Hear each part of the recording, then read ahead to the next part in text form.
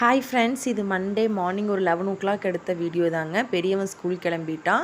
சின்ன பையனுக்கும் மார்னிங் 9 ஊட்டி விட்டாச்சுங்க. கொஞ்ச நேரம் விளையாடிட்டு இருந்தான். அப்புறம் 11 போல் பால் கொடுத்து அவனையும் தூங்க வச்சுட்டேன். துணிங்கள்லாம் ஒரு 2 டேஸாக மடிக்காமல் அப்படியே சோஃபா மேலே போட்டு வச்சுருந்தேன், நம்ம பசங்க துணியெல்லாம். ஸோ அதை மடித்து வச்சிடலான்ட்டு பண்ணிகிட்ருக்கேங்க.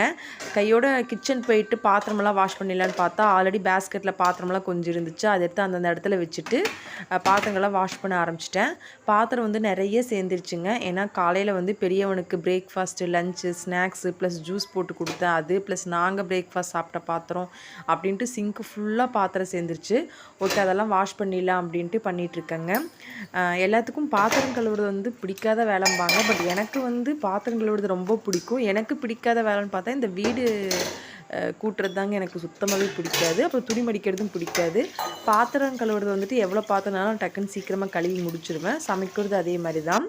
பாத்திரம் கழுவிட்டு கையோடு சிங்க்கையும் வாஷ் பண்ணி விட்டுட்டேங்க. இது ஸ்டெயின்லெஸ் ஸ்டீல் சிங்க்னால் ஒரு 2 to 3 டேஸ் வாஷ் பண்ணாமல் விட்டால் நம்மளுக்கு தான் வாஷ் பண்ணுறதுக்கு ரொம்ப கஷ்டமாக இருக்கும். ரொம்ப அழுத்தி வாஷ் பண்ணுற மாதிரி இருக்கும். ஸோ நான் அப்பப்போ பாத்திரம் கழுவ சிங்க்குமே வாஷ் பண்ணி விட்டுருவேன். அவ்வளோதான் ஃப்ரெண்ட்ஸ், பாத்திரம் ஃபுல்லாக கழுவி முடிச்சாச்சு. எவ்வளோ பாத்திரம் சேர்ந்துருக்கு பாருங்கள். அப்புறம் நேற்று சண்டே மார்க்கெட்டில் பூண்டு ரொம்ப விலை கம்மியாக விற்றுட்டு இருந்தாங்க. 2 கிலோ வாங்கினேன். கிலோவே 60 ரூபா தான் விற்றுட்டு இருந்தாங்க. ஸோ 2 கிலோ வாங்கி வந்தேன். அதை வெயில காய வச்சு எடுத்து வச்சிடலான்னு காய வச்சுட்ருக்கேங்க. பெரியவனுக்கு இன்றைக்கி வேர்ல்டு ஹெல்த் டே அப்படின்ட்டு சப்பாத்தியும் வெஜ் கறியும் கொடுத்து அனுப்பிச்சிருந்தேன். எங்களுக்குமே லஞ்ச் அதையே பண்ணிடலாம் அப்படின்ட்டு அப்படியே சப்பாத்தி மாவு எக்ஸ்ட்ரா பிசைஞ்சு வச்சுருந்தேன். ஹஸ்பண்டுமே ஆஃபீஸ்லேருந்து 1 o'clock லஞ்சுக்கு வருவார். ஸோ ஒரு வாரக்குள்ளே சப்பாத்தி போட்டுடலான்னு போட்டுட்ருக்கேன்.